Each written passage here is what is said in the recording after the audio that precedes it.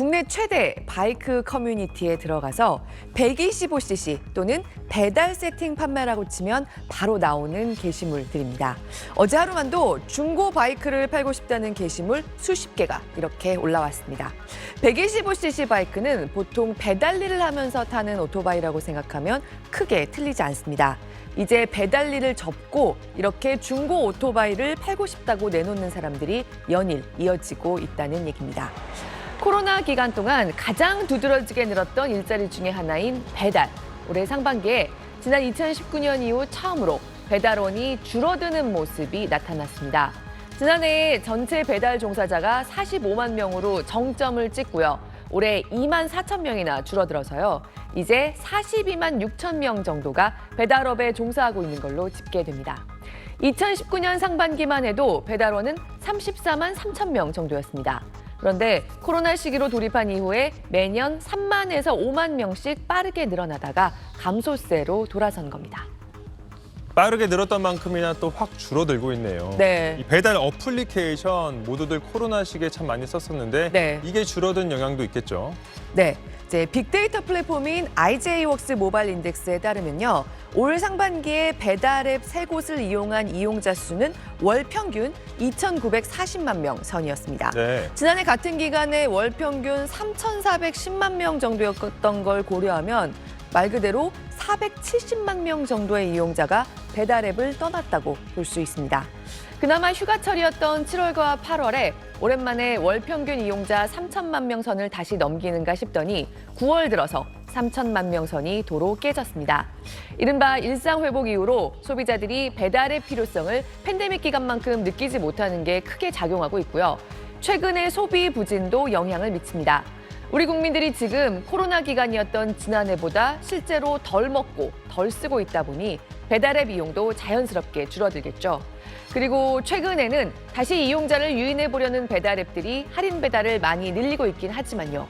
여전히 배달비가 너무 비싸다는 인식이 지배적입니다. 이른바 중간 거리 단계인 2에서 3km 미만 배달의 경우에 지난 8월을 기준으로 배달비는 묶음 배달, 할인 배달을 포함해서 최저는 2,670원 정도지만 최고는 7,000원까지도 나온다는 게 한국소비자단체협의회의 조사입니다. 소비자들과 음식점주들이 모두 배달비의 부담을 느끼는 상황에서 이용자도 라이더도 빠르게 줄어들고 있는 겁니다. 또 다른 일자리도 살펴보죠. 이 배경이 궁금한데요. 조리사 숫자가 최대 규모로 급증했다고요? 네, 조리사는 지난 2021년에 국내에서 처음으로 100만 명을 넘었고요. 지난 1년 동안 8만 3천 명이 한꺼번에 늘면서 관련 통계를 집계하기 시작한 2013년 이후로 최대 규모로 증가했습니다. 네, 사실 조리사뿐만이 아닙니다. 1549, 그러니까 핵심 노동 연령대에서 가장 많은 사람들이 일하고 있는 분야가 음식점업입니다. 50세 이상에서는 75만 명 정도, 역시 세 번째로 많은 사람들이 일하고 있는 분야입니다. 역시 역대 최다 규모로 늘어난 주점과 음료점업 종사자 48만 7천 명을 합치면요. 212만 명 정도가 음식점, 술집 또는 카페를 비롯한 음료점에서 일하고 있는 겁니다. 그러니까 올해 본격적으로 일상이 회복되면서 그동안 외식업에서 줄었던 인력이 돌아오고요. 또 코로나 이후에 특수를 기대하면서 새롭게 뛰어든 사람들도 많은 걸로 보입니다. 그런데 앞서도 말씀드린 것처럼 지금 코로나 기간이었던 1년 전보다 실질 외식 소비가 줄어 있습니다. 그러니까 외식업으로 돌아온 자영업자들이나 직원들 중에 어려움을 겪고 있는 경우가 적지 않습니다. 네, 전체적으로 우리나라에서 가장 많은 사람들이 종사하고 있는 일자리는 남성은 경영 관련 사무원, 그다음은 택시나 버스, 화물기사처럼 자동차 운전을 하는 일이었습니다. 여성은 매장 판매, 그러니까 가게 점원이 가장 많고요.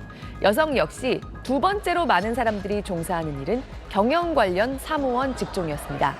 그리고 이번에 대폭 늘어난 조리사는 남성 직업에서는 5위, 여성 직업에서는 4위까지 올랐습니다. 최근 음식 배달비를 둘러싼 사회적 갈등이 커지고 있습니다. 소비자들은 음식값 오르는 것보다 이 배달비 오르는 게 더 무섭다고 하고 라이더들은 라이더에게 지급되는 배달비 비율이 9년째 동결돼 있다며 울상입니다. 그렇다면 소비자들이 생각하는 적정 배달비는 어느 정도일까요? 바로 0원이었습니다. 이 성인 남녀 10,000명을 대상으로 적정 배달비가 얼마인지 물었더니 0원이라고 답한 비율, 그러니까 배달비를 낼 필요 자체가 없다는 의견이 38%로 가장 많았던 겁니다. 그 속내는 배달앱이 없던 시절이 낫다는 의미로도 해석할 수 있습니다. 실제로 30대 이상 모든 세대에서 적정 배달비가 0원이라고 응답한 비율이 가장 높았던 겁니다. 배달앱 도입 전 배달비를 내지 않고 음식을 시켜 먹었던 경험이 반영된 걸로 보입니다. 배달 서비스가 뭐 공짜일 수는 없는데 소비자들이 지금까지 너무 비싼 배달료를 받았기 때문에 제로라고 얘기한 거잖아요. 그 제로라는 것은 강력한 불만을 표시하는 증거다라고 해석을 해야 되니까 소비자들의 그런 압박으로 일단 배달업계 경고장처럼 읽혀야 되는 조사 결과다. 이런 흐름 속에 배달앱 이용자 수는 1년 전보다 400만 명이나 줄었습니다. 업계에선 이대로 가다간 큰일 나겠다 싶어서 다급히 너도 나도 할인 경쟁을 펼치는 중입니다. 배달의 민족은 매일 1회 10% 할인 쿠폰을 나눠주기 시작했습니다. 요기요는 월 9,900원에 배달비 공짜 혜택을 주는 구독 서비스를 내놨고, 쿠팡이츠는 유료 회원의 음식값을 최대 10% 깎아주기로 했습니다. 배달 성수기인 여름을 앞두고 고객을 묶어두려는 전략인데 어느 정도 효과는 나타나는 모양새입니다. 최근 배달앱 3사의 월간 활성화 이용자가 하락세가 이렇게 주춤해진 겁니다. 다만 이 막대한 마케팅 비용 부담을 언제까지 짊어질 수 있을지, 또 할인 경쟁에 따른 소비자 유입이 언제까지 이어질진 장담할 수 없습니다. 이런 배달업계의 위기 흐름은 미국과 독일 등에서도 나타나고 있습니다. 미국 배달 시장 1위인 도어대시는 지난해 사상 최대의 순손실을 받고, 배민 모 회사인 글로벌 배달업체 딜리버리 히어로도 배달비가 상대적으로 저렴한 아시아와 중동 지역에서만 이익을 내고 있습니다. 치솟는 배달비에 배달앱 이용자들의 이탈이 심상치가 않습니다. 1, 2월에 이어서 지난달인 3월에도 20만 명 정도가 배달앱 이용을 끊은 것으로 나타났습니다. 1월에 비하면 약 100만 명 이상이 감소한 것인데요. 사실 이러한 이용자들의 이탈은 예견된 일이기도 합니다. 2,000원 안팎이던 배달비가 최근 5,000원에서 6,000원, 심할 경우 10,000원까지 치솟았기 때문인데요. 배달앱 배민과 요기요는 지난달 이용자가 작년 3월보다 각각 7%, 24%나 줄었습니다.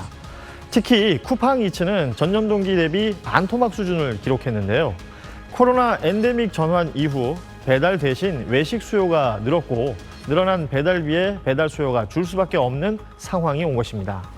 이런 소비자들의 움직임에 배달 앱들도 이용자 마음을 돌리기 위해서 고심하고 있는데요.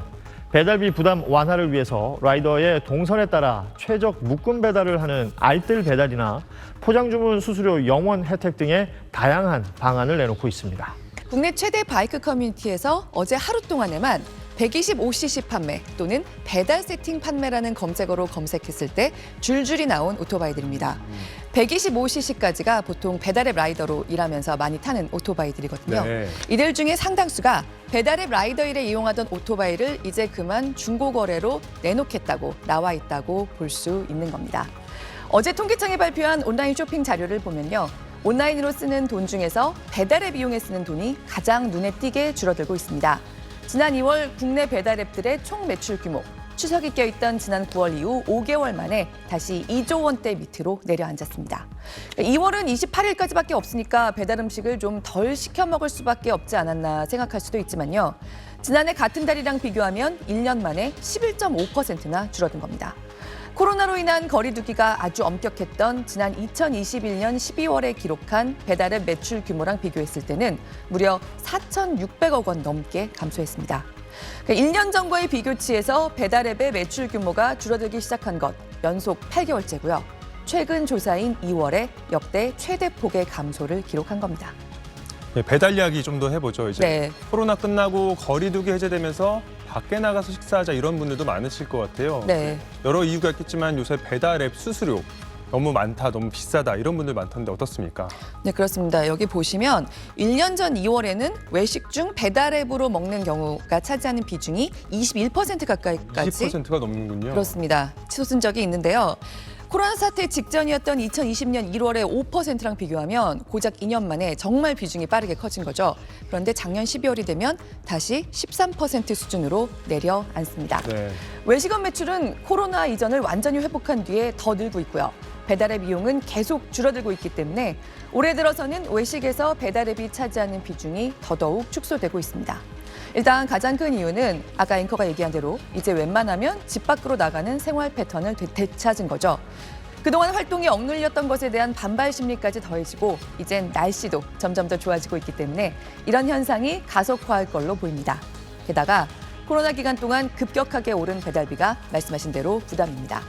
한국소비자단체협의회가 매달 배달비 현황을 조사해서 발표하고 있는데요. 지난달에도 배달비는 전체적으로 봤을 때 올라간 경우가 내려간 경우보다 좀 더 많았습니다. 배달 거리가 2km에서 3km 사이일 때 배달비가 최소 3,000원에서 비싸게는 단건 배달에 7,500원, 묶음 배달에도 6,500원까지도 나왔습니다.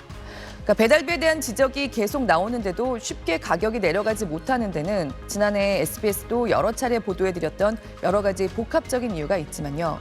시키는 사람이 줄어들고 있는데도 싸지기는커녕 비싸지는 경우가 더 많은 배달비로는 더 이상 코로나 거리두기 시기처럼 소비자들을 끌어당길 수 없는 건 확실해 보입니다. 네, 이런 배달 좀 덜 시켜 먹고 이런 것 외에도 네. 소비자들의 돈을 쓰는 방식이 또 코로나 이전으로 돌아가는 모양새가 여러 가지로 또 나타나고 있다고요. 네, 그렇습니다. 우리 국민들의 온라인 쇼핑 품목 중에서 1년 전에 비해 감소폭이 가장 컸던 것. 배달앱과 함께 일단 가전과 전자 11.9%나 줄었고요. 컴퓨터와 주변 기기도 8.3%나 줄었습니다. 네. 이제 코로나 기간에는 집안에 갇혀 있다 보니 낡은 TV, 컴퓨터, 냉장고 눈에 거슬렸죠. 목돈 주고 이런 품목들 바꾼 분들이 많았습니다. 그런데 이제는 그렇게 해서 새 걸 들여놓은 지 얼마 안 되는 집들이 많은 데다가요. 외출이 자유로워졌고 경기는 좋지 않습니다. 그러니까 이런 목돈 품목들의 매출이 크게 줄어드는 겁니다. 반면에 어디에 돈을 쓰느냐?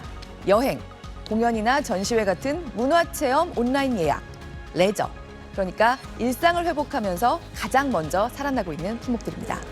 모바일 상품권 선물하기 같은 데 쓰는 이쿠폰 서비스도 소비가 크게 늘고 있는데요. 그동안 이런 온라인 쿠폰 주고받는 데 익숙해진 소비자들이 점점 더 지갑을 많이 열고 있는 걸로 보입니다.